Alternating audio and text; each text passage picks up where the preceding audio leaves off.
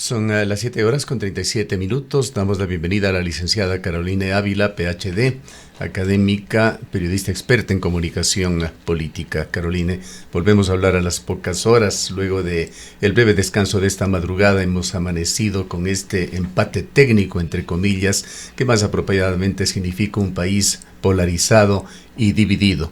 El resultado de las elecciones ecuatorianas arrojan que habrá una segunda vuelta. Aparentemente arrancan con igualdad de fuerzas. Bienvenida. Muchísimas gracias, querido Gustavo, y por supuesto mi saludo cariñoso a todos en el set y también a la audiencia. En efecto, retomando la conversación que tuvimos ayer, los resultados han seguido confirmando una tendencia que ya quedó bastante establecida, diremos, y que nos permite todavía esperar un poco, sobre todo para ver si es que en algo cambia el orden, pero yo creo que ya solamente quedaría el pronunciamiento público y que en cuanto a asambleístas, quizás esos puntos que faltan, esas pequeñas actas que todavía tienen que ser revisadas, podrían incidir en esta configuración. Pero básicamente lo que estamos viendo es que los dos que estaban fuertes, mostrándose fuertes finalistas, terminan en ese sentido también, diremos que permeando en la opinión popular, y es la que se ha expresado el domingo, ¿no? Más allá de los narrativas conquistadas por las encuestas o sobre incluso el exit poll de Diego Tello planteado el día de ayer, creo que hay un cuestionamiento enorme sobre la metodología empleada, sobre la falta de rigurosidad, la necesidad de utilizar otras metodologías para poder comprender a un votante que quizás en un primer momento pareciera muy seguro de cierta postura, pero que es capaz de cambiar, de conducirse por otros motivantes de decisión, y que cuando en verdad no toma todavía la decisión hay que respetar inclusive eso y mirarle con mayor distancia y no sancionar tan rápidamente con ciertos titulares las tendencias que encuestas están mostrando, sobre todo cuando hay alto nivel de indecisión.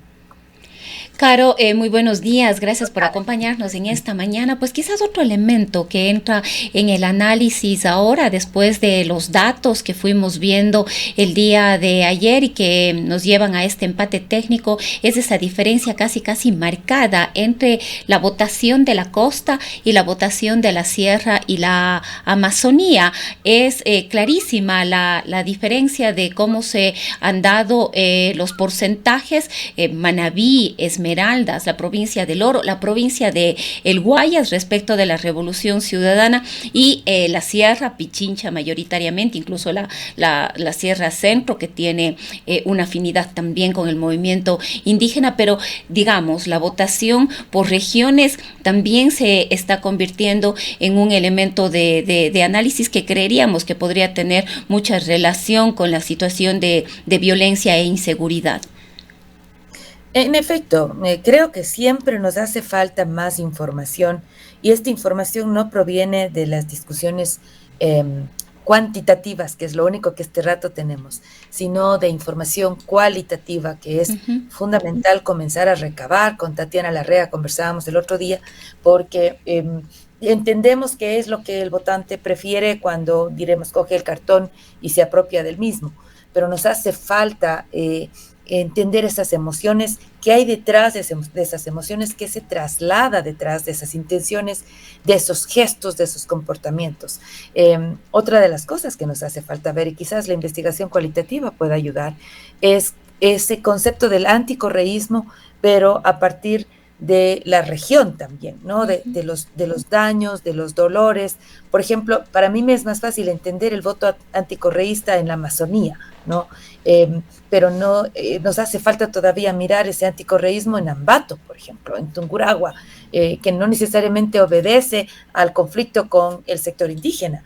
Y si bien es cierto, Tungurahua tiene una tradición social cristiana de derecha que se reconoce con años, sin embargo, no necesariamente ese votante acude a estas líneas ideológicas. También hay que comenzar a observar esos detalles. Por lo pronto, los mapas, así muy a primera vista, parecieran ser que miran el dolor de las dificultades en los dos principales problemas que apunta el país, que es la seguridad, que es las condiciones de empleo, e inmediatamente eso está asociado con la votación del correísmo, porque también si hacemos una correlación, el discurso de Luisa González ha estado muy concentrado a ese tipo de votante, que está fastidiado por las condiciones que este momento vive y que no le están hablando de futuro, porque lo del nuevo Ecuador tampoco es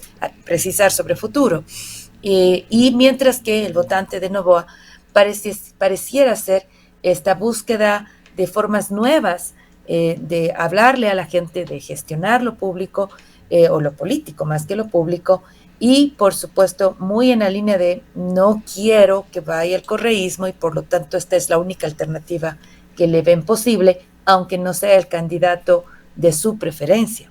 Entonces, todos esos elementos hay que poner en la misma juguera para poder tratar de analizar con más detalle. Por ejemplo, Imbabura tiene un comportamiento distinto a su vecino el Carchi, y así por el orden. Entonces, a veces la serranía tampoco se comporta de manera igual. Loja y el Oro, ¿no? El Oro logra nuevamente recuperarlo el correísmo, y en Loja es imposible todavía cambiar esos patrones, ¿no? Entonces, ahí hay algunos elementos que creo que vale la pena tomar en consideración, por supuesto.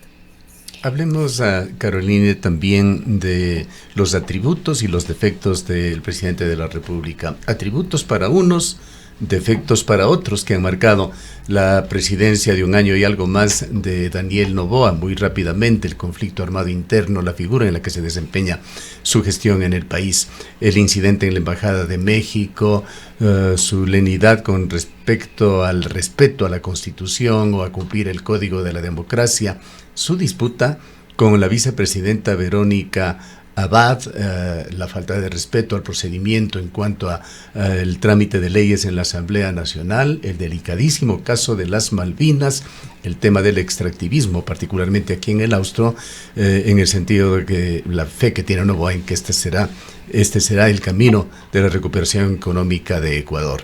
Temas que son aplaudidos por ADN, criticados también, quizá en la misma proporción en la que los resultados electorales muestran por otra parte del país. Uh-huh. Y en el caso de la SUAY coincido también con usted. A mí en lo personal me ha llamado la atención cómo ha pesado más el anticorreísmo que la protección minera, ¿no? Uh-huh. Porque el tema del cuidado ambiental es muy importante, y parece que hay otras motivaciones que pesan incluso más. Sería interesante ver, estoy tratando de buscar el voto de Andrea González, quien tenía también una postura antiminera, no sé si antiminera, pero una postura un poco más ambientalista. Ella creo que se dijo, ¿no?, en ese sentido, en una casilla más o menos en esa línea. La misma hay que revisar el voto de Leonidas Issa, porque son votos que van de la mano de esa conversación. Cada territorio tiene su propia consideración, sus propias preocupaciones, y me parece que los candidatos y candidatas han tenido dificultad en poder especificar esos contenidos. Ha sido una campaña más generalista, ha sido una campaña más amplia. Y permítame apoyar su inquietud con los datos al momento. Gracias. De Andrea González, prácticamente 5%, 4,89%, Leonidas Issa 6,6%. Entonces, la votación de Andrea está superior a la votación nacional. Ya se noten, por ejemplo, entonces, cómo pudo haber calzado en la provincia. Porque la narrativa de lo ambiental nos pesa, ¿no? Pero también pesa el anticorreísmo. Y otra de las cosas que me llama la atención es que yo creo que hay que ir cambiando ciertos mitos sobre la SUAY, ¿no? Esta cosa de las buenas formas, de lo políticamente correcto, que ha sido quizás muy hablado, pero muy poco votado. Uno se da cuenta, por ejemplo, cuando mira la forma en la que se comporta el presidente, inclusive pasándose la ley por donde más puede, e igual recibe el voto de los azuayos y azuayas, y principalmente de la zona urbana, ¿no? Y si es que uno se fijara en ese sentido, se creyera, diremos así, que no debería pasar porque Cuenca es culta, Cuenca es dada, educada, Cuenca es dada a buscar la conciliación y no la bronca. Y si es que miramos en ese sentido, el perfil que tiene el actual alcalde en Cuenca es un alcalde con sus características muy distintas a los otros alcaldes que hemos tenido y que mantiene una alta popularidad en relación de los otros ejercicios gubernamentales. Entonces, claramente hay una distinta forma de pensar en el caso de Cuenca que quizás les supera, y ahí me parece que el anticorreísmo, por ejemplo, opera, o el dar crédito a estas formas de gobierno que quizás no sean políticamente aceptables, pero que parece que en Cuenca están teniendo efecto, ¿no? Entonces, insisto, aquí estoy todavía en el plano de la hipótesis, porque nos hacen falta datos cualitativos que permitan entender más el porqué de los votos que hoy estamos viendo. Ahora, Caro, se ha hablado mucho de que ha superado de manera importante su techo la Revolución Ciudadana y que incluso el mismo Daniel Noboa logró superar el porcentaje de votos de sus últimas participaciones. Pero aquí nos preguntamos, ¿son los votos anti o son votos que se han adherido a estas posiciones políticas, ideológicas, partidarias? Creo que aquí, mientras tú y yo conversamos, seguro Gustavo ya va a poder ver un dato en donde se puede ver el voto militante, que son los asambleístas nacionales. Entonces, si en este minuto Luisa González recibe 4.174.000 votos, sería interesante ver cuál es la cantidad de votos que recibe como asambleísta nacional el partido. ¿Ya? Digo los nacionales y no los otros porque nosotros ya no entraron en alianza, ¿no? Y ahí se disminuye lo que Reto pudiera haber aportado. Y lo mismo sucede con ADN. Si en ADN en este momento recibe Daniel Noboa 4.220.000 votos, sería interesante ver la diferencia. Sí, lo tenemos ya, ¿no? Caroline, se mantiene esa diferencia de 10 puntos entre ADN y la Revolución Ciudadana. ADN para asambleístas nacionales obtiene 44,3% de los votos, la Revolución Ciudadana 34%, y para asambleístas de la provincia de La Suay la imagen es similar con porcentajes más bajos. ADN obtiene 40,35%, el Movimiento de Revolución Ciudadana 30,83%, una diferencia de 10 puntos. Las probabilidades, los ejercicios que se hacen es que con estos resultados se dividirían 3 asambleístas cada uno de los dos movimientos políticos, pero por allí están con un empate curiosamente exactamente porcentual, 5,11%, están las dos candidaturas con sus asambleístas, Pachacutic y la otra es Súmate con 5,11%,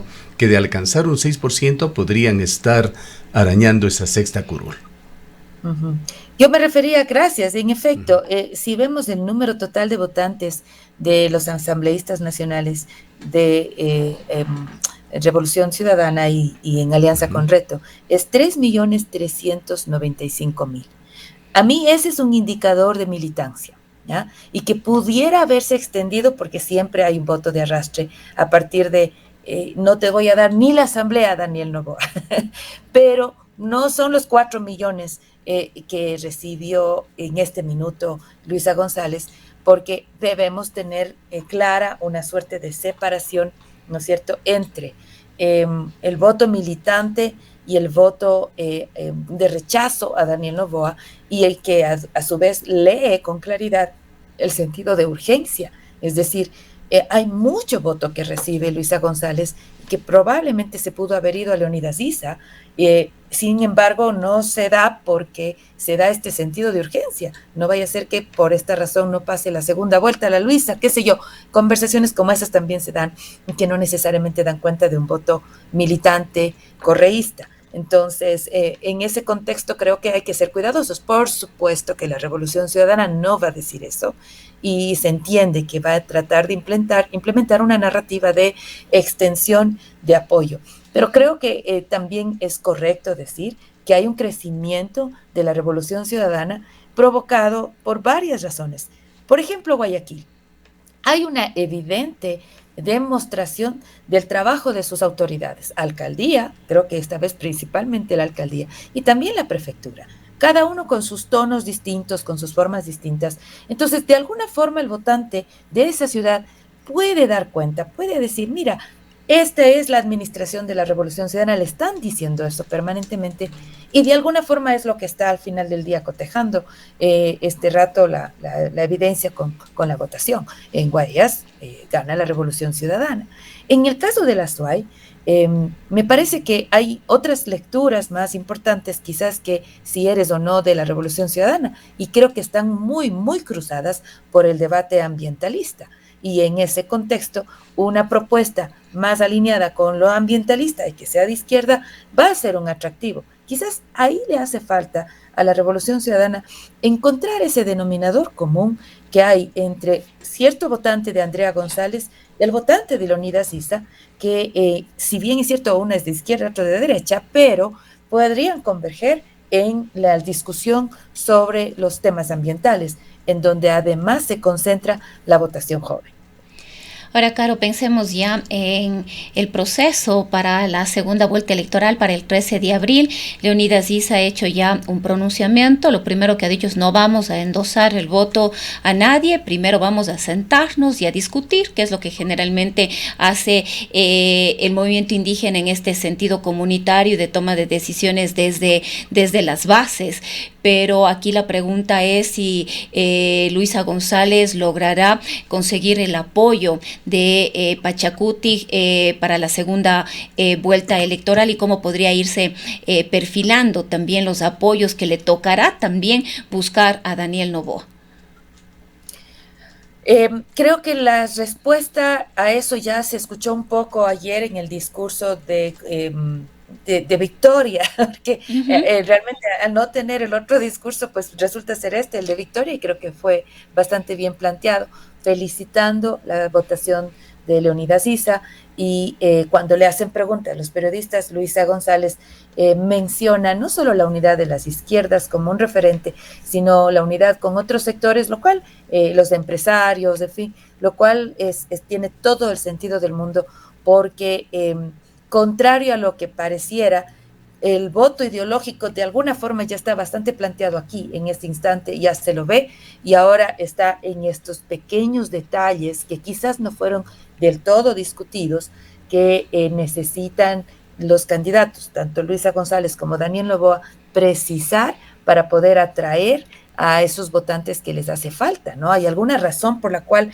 la gente de Kronfle no le dio el voto a Daniel Noboa, y así sean 30,000 votitos, esos cuentan en el momento de zanjar la cuestión. Ahora, lo mismo pasaría en el caso de Leonidas Issa.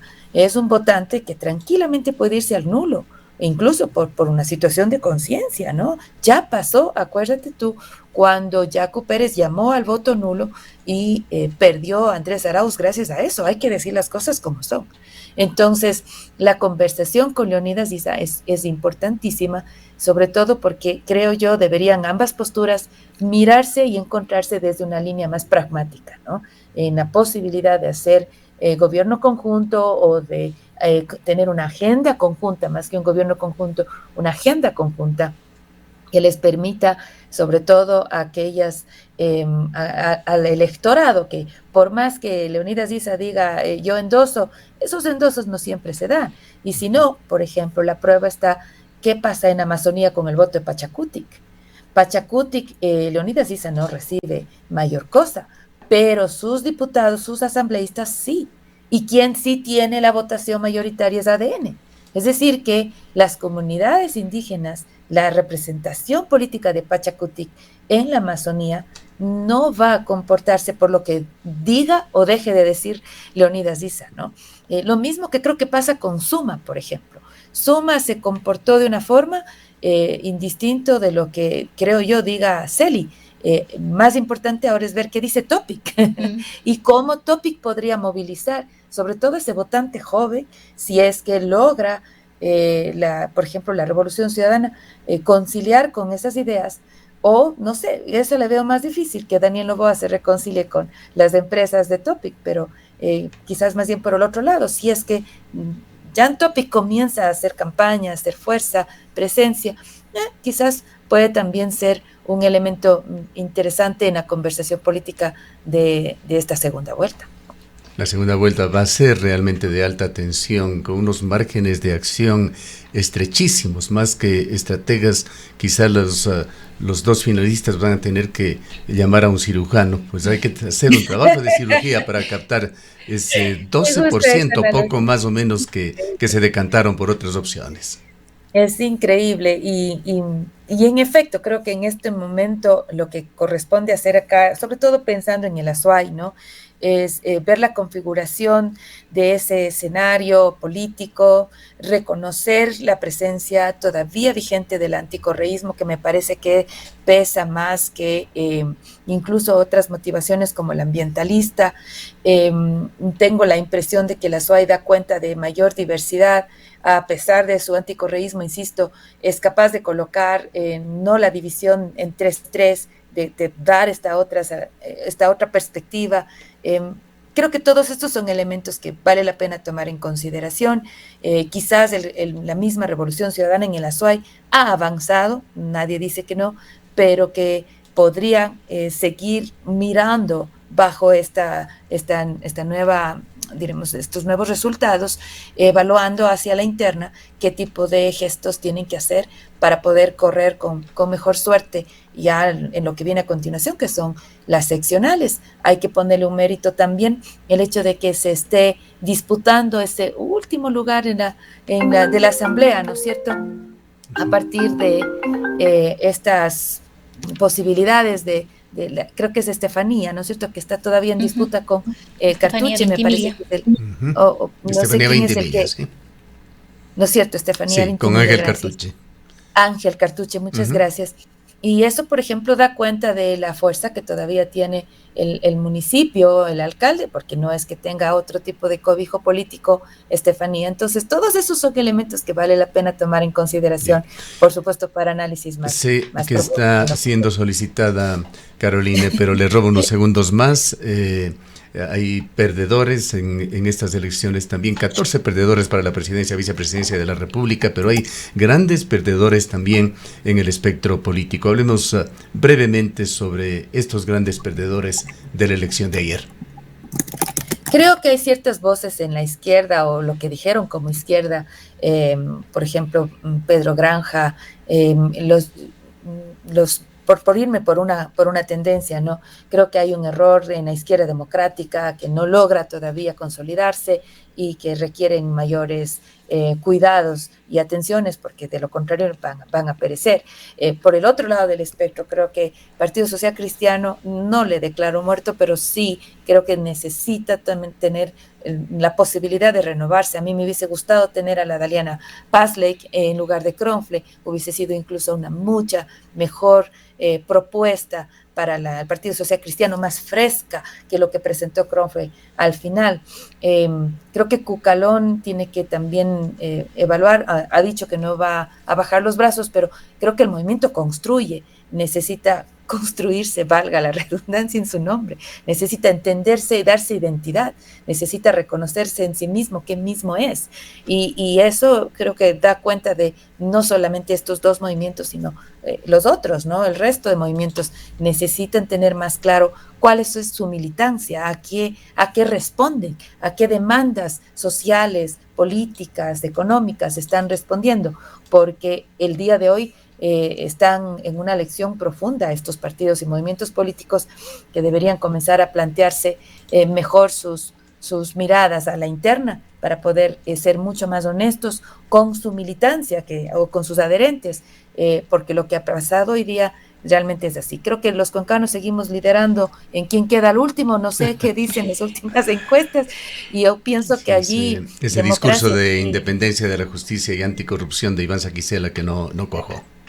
No cuaja en lo más mínimo, que también ese fracaso es un triunfo del correísmo, porque en mi opinión lo que decidieron hacer los correístas es de alguna manera sepultar al enemigo, que es el sistema judicial cooptado, expresado de esa manera en el juez Saquicela, y él se deja estar. O sea, el momento que él participa en una contienda electoral ya comete un error, porque precisamente le da la razón al correísmo diciendo que todo el sistema judicial está cooptado políticamente hablando. Bien, muchísimas gracias a Carolina por habernos atendido. Por la invitación, muy amable. Carolina Ávila es